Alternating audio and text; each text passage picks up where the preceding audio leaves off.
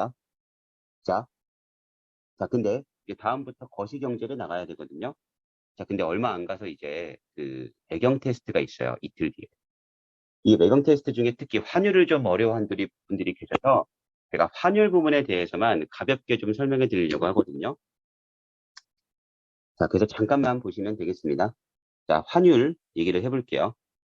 보통 우리는 원달러 환율로 말한다라고 생각하시면 돼요. 그리고 이 환율은 화폐 가치와 밀접한 관련이 있습니다. 자, 그러면 일단 우리 개념부터 이해해 볼게요. 자, 원달러 환율이 올라간다라는 건 여기 써 있죠? 1달러에 1,000원이었던 게 1달러에 1,200원 되는 걸 뜻해요. 이게 환율이 올라갔다고 합니다. 자, 그러면 1달러를 구하는데 1,000원만 있으면 되거든요. 근데 이제 1달러를 구하려면 1,200원이 필요하대요. 그럼 1달러와 비교했을 때 우리나라 돈의 가치가 좀 떨어진 거죠. 1달러를 구할 때 더 많은 돈이 필요하니까. 그래서 이렇게 환율이 올라가는 걸 보면서 우리는 원화의 가치가 하락했다라고 말해요. 달러화의 가치가 올라간 거고요. 항상 상반된 거니까 상대적인 가치가 올라간 겁니다. 자, 근데 1달러에 1,000원 하던 게 1달러에 800원이 됐어요. 그러면 1달러를 구하는데 더 적은 돈이 필요하죠? 원화의 가치가 올라간 거고 상대적으로 달러화의 가치가 떨어진 거다라고 보시면 되겠습니다. 이렇게 봐주시면 되고, 그래서 환율이라는 게 올라간다는 게 뭐고 내려간다는 게 뭐고 그랬을 때 이 화폐의 가치가 어떻게 되는지 원화와 달러 기준으로 다 말씀드렸으니 이대로 기억해 두시면 되고, 자, 그 다음에 여러분 말씀드리고 싶은 게 환율이 올라갔을 때 생기는 일에 관한 얘기예요. 여러분, 제가 한번 다시 좀 예를 들어 드릴 게 있어요. 자, 어떤 삼성이 3,000원짜리 제품을 팔아요. 현재는 1달러 1,000원이라고 해볼게요. 그럼 얘를 미국에다가 수출하면 3달러에 팔겠네요. 근데 가격은 그대로인데 1달러에 1,500원으로 환율이 올랐어요. 그럼 이대로 미국에 수출하면 이제 2달러가 되겠죠?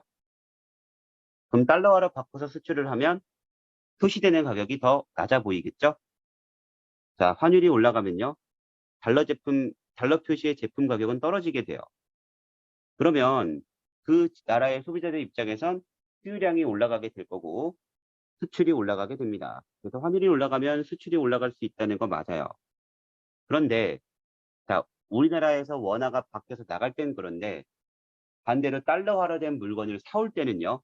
더 비싸게 사야겠죠? 1달러 구하는데 더 많은 돈이 필요하니까. 자, 예를 들어 이런 거예요. 3달러짜리 원재료를 사야 돼요. 1달러 1,000원일 때는 3,000원만 있으면 사는데 1달러 1,500원이면 4,500원이 있어야 사죠. 그러니까 이제 수입해 오는 게 좀 부담되는 거예요. 그럼 환율이 올라갔을 때 또 어떤 일이 생길 수 있냐면 수입 원자재의 표시 가격이 올라가서 이게 부담이 될 수 있다는 겁니다. 원자재 비용이. 수입 원자재 비용이 부담될 수 있다. 이런 개념도 좀 알고 계시면 좋고 환율이 떨어졌을 때는 반대로 간다라고 보시면 되겠습니다. 자, 이제 요거 개념 하나 좀 제일 나을 만한 걸로 알려드렸고, 자, 그 다음에 이제 환율 상승 요인, 하락 요인 이런 거 물을 수 있거든요. 요것도 기본 개념은 이렇게 설명해 드릴게요. 여러분들이 선지를 읽어보는 게 있을 때 있죠. 달러가 나라 밖으로 나가는 것에 관한 얘기. 즉, 뭐 예를 들어, 뭐 이건 그냥 진짜 예시입니다. 여행객들이 외국 가서 달러를 펑펑 쓰는 거죠. 그럼 달러화가 밖으로 나가죠. 이게 환율 상승 요인이라고 보시면 돼요. 달러가 많이 나가니까 달러가 나갈수록 우리나라 화폐의 가치는 떨어진다라고 보시면 됩니다. 달러가 많이 들어올수록 우리나라 화폐의 가치가 올라간다라고 보시면 돼요.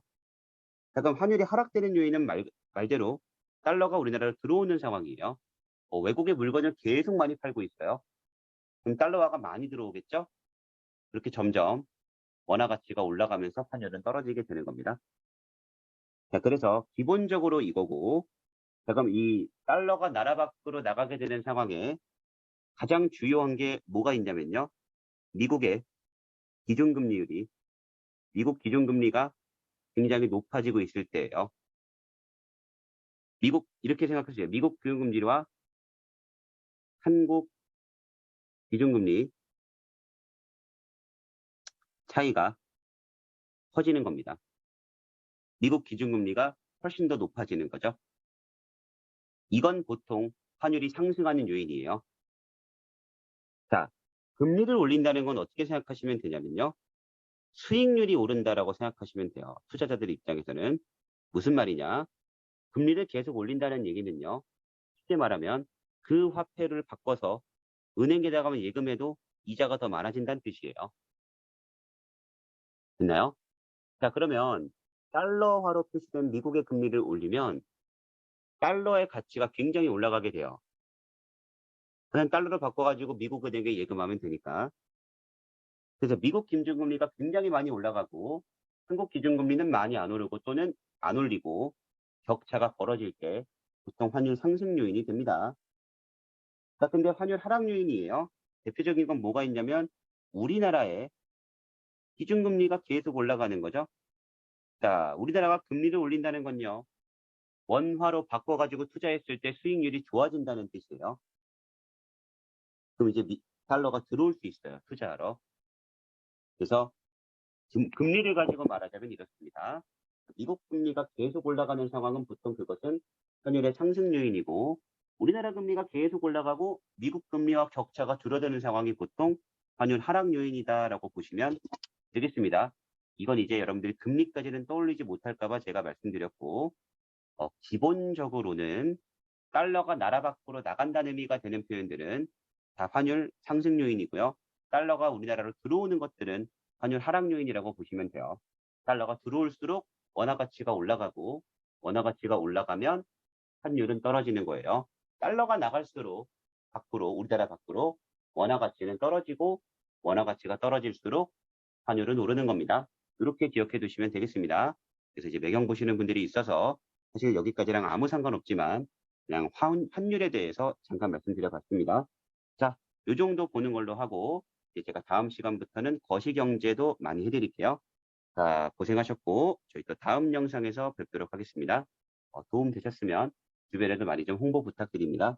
감사합니다.